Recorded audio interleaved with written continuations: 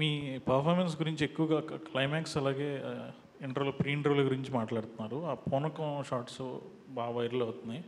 దానికి ఎంత హోంవర్క్ చేశారు మీరు సినిమా? అంటే చెప్పాలంటే బ్లైండ్గా డైరెక్టర్ గారిని బిలీవ్ చేశానండి. అండ్ ఫస్ట్ ఆఫ్ ఆల్ నాకు ఈ కథ ఎగ్జైట్ చేసిన పాయింట్ అనమాట. సో తెలియకుండా నేను కూడా ది బెస్ట్ ఇవ్వాలి. ఎందుకంటే ఈ సినిమాకి ఒక ఆయు పట్టులాగా. సో చాలా జాగ్రత్తలు తీసుకొని, మళ్ళీ మీకు తెలుసు పూనకాలం అనేది మోస్ట్లీ ఉమెన్కి వస్తుంది. మనం చూస్తుంటే కానీ గుళ్ళ దగ్గర కానీ ఎక్కడైనా సరే ఉమెన్కి వస్తుంది. యాక్చువల్లీ నిన్న నాకు ఒక జర్నలిస్ట్ గారు చాలా మంచి కాంప్లిమెంట్ ఇచ్చారు.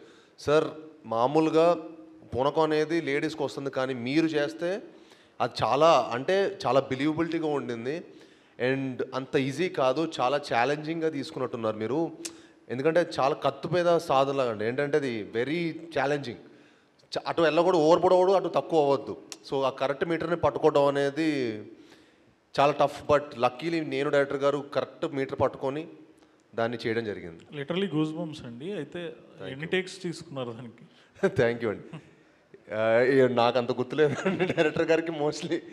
బట్ నాకు తెలిసి 1-2 టేక్స్ 3 మ్యాక్సిమం అయిపోయినాయండి. అంటే అది ఆ తెలుగు నా కుంకుమ అవన్నీ బాడీ మీద మొత్తం వేసుకునేసరికి తెలియని ఒక ఎనర్జీ వచ్చింది.